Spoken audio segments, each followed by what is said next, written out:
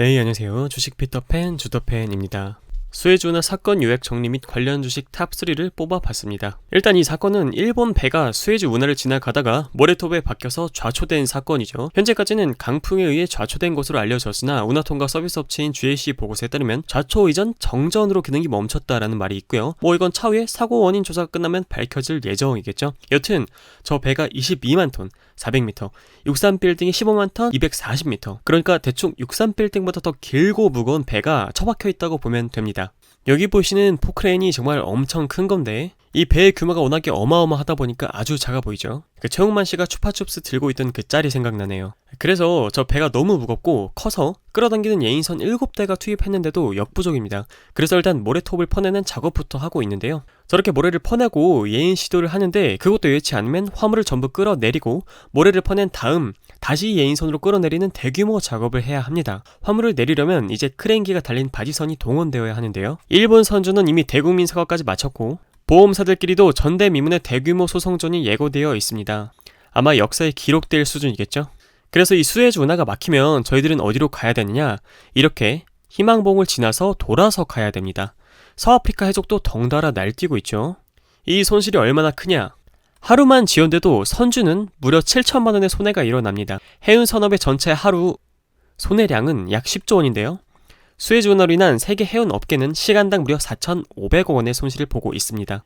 밑에 사진은 대기 중인 선박이고요. 여기 에버그린 좌초된 선박은 여기 위치해 있습니다.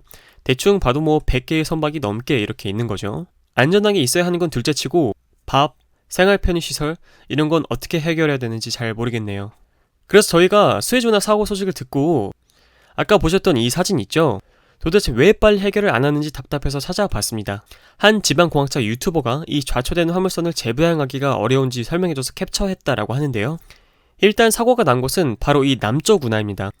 저 위에 북쪽 운하는 길이 두 갈래라서 만약 북쪽 운하에서 좌초됐다면 나머지 길을 사용하면 되니까 이렇게 두 갈래니까요. 문제가 심각하지 않았을 텐데 하필이면 길이 하나뿐인 남쪽 운하에서 배가 좌초돼 버린 거죠.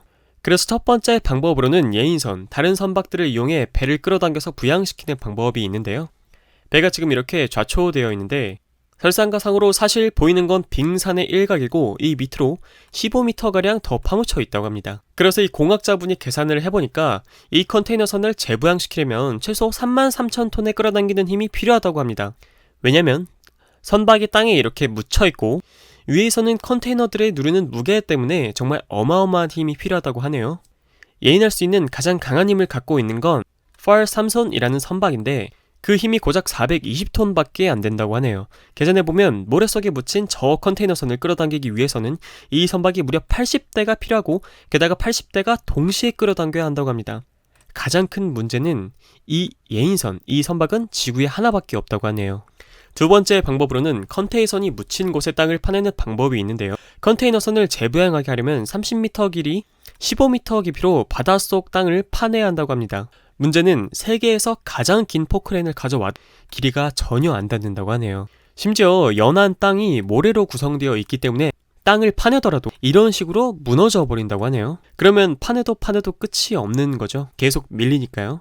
그래서 사진처럼 바닷속 바닥을 쓸면서 모래와 흙을 뽑아내는 선박이 있긴 한데 저 선박이 저 사이에 들어갈 공간도 부족할 뿐더러 이 선박 설계 구조상 저 위치에서 모래를 뽑아내기에는 또 안 맞는다고 하고요. 세 번째 방법으로는 컨테이너들을 다 내려서 부양시키는 방법이 있는데 쓸 수 있는 방법 중에 그나마 할 수 있는 방법이라고 합니다. 그런데 저 크레인들을 설치하는데 굉장히 오래 걸리고 또 컨테이너를 내리는데 엄청 오래 걸린다고 합니다. 에버 기브노에는 무려 200개, 2000개가 아니고 2만 개의 컨테이너들이 실려 있다고 하는데요. 심지어 컨테이너들이 내릴 때 무게 밸런스를 생각해서 조심조심 하나하나 잘 내려야지 그냥 앞에서부터 컨테이너 내리거나 아무렇게나 내려버리면 무게가 안 맞아서 배가 두동강 날 확률이 있다고 하네요. 정말 다시 봐도 최악의 형태로 좌초되어 있죠. 일단 밀물이 들어오면 여러 방법들을 시도해본다고 합니다. 미군까지 나서서 도와준다고 하니까 사실 어떻게든 재부양될 거라고는 믿지만 시간이 흐를수록 피해가 막심해지니까 하루빨리 해결되었으면 좋겠네요. 이건 동네에서 촬영한 모습이고요. 길막당한 반대편 상선에서 촬영한 모습입니다. 이건 그냥 거대한 벽이죠. 이건 인터넷 플랫폼에 온 실제 선원분의 글입니다. 수에즈 운하에 갇혔다고 하시는데 정말 고통스러우실 것 같네요. 여기 컨테이너 보이시죠?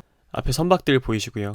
일하는 입장에서는 대기하는 게 뭐 일 안 하니까 편하긴 한데 밥이 다 떨어져 간다고 하네요. 하루빨리 저초대인 선박을 끌어냈으면 좋겠습니다. 대응 전략은 다음과 같습니다. 이번 한 주는 혹은 다음 주까지 조선, 해운, 선박 평형수 처리 장치, 조선 기자재 주식이 좋을 예정으로 보입니다. 네, 첫 번째 종목은 삼성중공업이고요. 이번 연도 실적 회복이 예상되는 종목입니다. 실질적인 수주량도 증가하고 있고요. 최근 3조 원짜리 수주를 따냈죠. 차트도 상당히 준수하고 외국인들이 집중 매수를 하고 있더라고요. 네, 위에 보시는 데이터는 3월 15일부터 3월 26일까지의 데이터고요. 순매수 주체를 보시면 외국인, 기관, 금융투자 이렇게 매수를 하고 있는 게 보이실 겁니다. 비중은 외국인이 가장 많고요. 개인분들은 사실 거의 다 파셨는데 제 개인적인 생각으로는 코스피 코스닥의 3월 변동성이 너무 컸고 올라가는 다른 종목들이 또 많이 있었기 때문에 그 사이를 기다리지 못하고 팔아버리신 것 같습니다. 바로 차트로 넘어가서 삼성중공업의 월봉부터 보시도록 할게요. 여기서 한번 대량의 수급이 발생했고 또 여기서 한번 대량의 수급이 발생했죠. 월봉은 정배열 초입 상태입니다. 그리고 캔들 모양이 이렇게 마무리된다면 상승 펀치 캔들로 마무리하면서 다음 달에 좋은 모습을 보여줄 수 있을 거라고 보여지는데요. 조금 더 자세하게 주봉을 살펴보실게요. 주가는 트라이앵글 패턴을 통해 위아래 진동폭을 점점 줄여 나가면서 수렴을 하고 있는 모습입니다. 여기서 한번, 여기서 한번, 여기서 한번 이렇게 거래량이 터져 주었고 가장 좋은 모습은 여기를 돌파한 다음에 지지를 받고 이렇게 올라가는 것인데요. 일봉으로 살펴보실게요. 뚫고 지지한 다음에 올라가는 이 지지받아야 할 포인트는 7,600원이 되겠습니다. 저희가 오늘날에 매수를 받아본다면 6,700원에서 6,840원 사이에 분할해서 매수를 받아볼 수 있을 것 같고요. 오늘날의 자리도 사실 부담스럽지 않기 때문에 모아가신다 라고 하신다면 오늘부터 매수하셔도 크게 상관없을 거라고 보여집니다.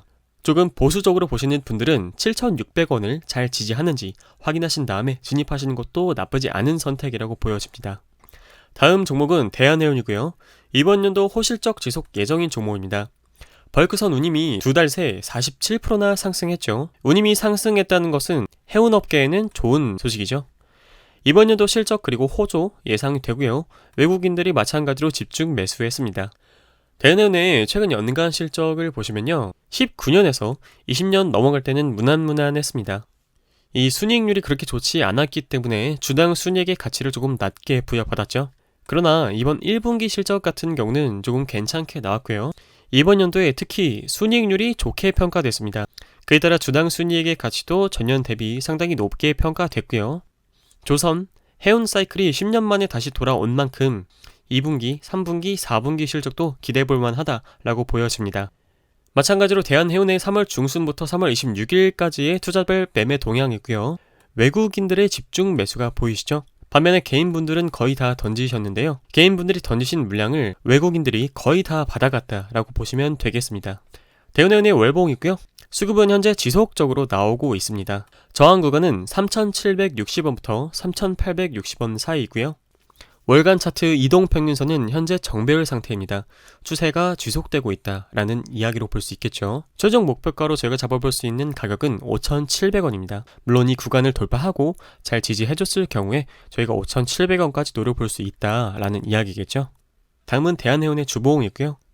여러분들도 보시다시피 지속적으로 수급이 계속 들어오고 있는 게 보이실 거예요. 주봉 이동평균선 또한 정배열이고요. 제 생각에 주가의 흐름이 이대로만 간다면은 이렇게 가고 있는데요. 3,765원부터 3,860원 뚫는 거는 시간 문제라고 생각합니다. 네, 오늘날의 자리에서 저희가 매수를 받아본다면 1차는 3,450원부터 3,500원, 2차는 3,150원부터 3,200원까지 받아볼 수 있겠습니다. 지금의 자리도 사실 크게 부담스러운 자리는 아니기 때문에 오늘날부터 모아가셔도 크게 상관없는 자리라고 보여지네요. 1봉도 이동평균선은 정배열 상태이고요. 단기 저항 3,875원은 유효합니다. 네, 마지막 종목으로는 한국조선해양 조선업 10년 주기 사이클이 도래했죠. 실질적인 수주량도 상당히 증가하고 있습니다. 이번 연도 실적 역시 호조가 예상되는 부분이고요. 차트상 대량의 수급이 발생했기 때문에 저희가 집중적으로 모니터링할 필요가 있습니다. 한국조선해양의 이번 연도 실적은 상당히 밝은데요. 2020년 대비 모든 면에서 큰 폭으로 성장할 것으로 예상되는 부분입니다. 주당 순이익의 가치도 크게 성장할 것으로 예상되고요. 결정적으로 1분기 실적이 상당히 준수하게 나왔습니다. 월봉상 중간 지점을 밑꼬리를 달고 지지한 다음에 돌파를 완료했습니다. 이평선의 경우 정배열 초입이고요. 거래량이 지속적으로 증가하면서 수급 또한 계속 증가하고 있는 모습입니다. 주봉으로 살펴보시겠습니다. 수급은 계속 건재하고요. 여기 빨간 색깔 부분 보이죠? 외부에서 발생한 추세선인데 눌리는 주가는 결국 이쯤에서 돌파에 성공을 했거든요. 그렇기 때문에 오늘날의 자리에서 모아가도 사실 크게 문제는 없지만 이따가 일봉에서 어디서 진입하면 좋을지에 대해서 한번 살펴보시도록 할게요. 주봉은 이동평균선 정배열 상태입니다. 단기 저항, 그러니까 단기 목표가는 145,500원부터 157,500원입니다. 일봉을 통해 매수 가능 가격대를 살펴보실게요. 126,000원에서 128,500원 사이에 매수가 가능하다라고 보여지고요. 여기서 살짝 흐르더라도 12만원 초반대에서 계속 모아가실 수 있는 종목이기 때문에 크게 걱정은 안 하셔도 될 것 같습니다. 일봉 이동평균선은 정배열 상태이고요. 금요일날 거래량이 아주 크게 들어왔기 때문에 지금부터 집중적으로 모니터링 해야 된다라고 보여집니다. 1차 목표가와 2차 목표가는 아까와 동일하고요.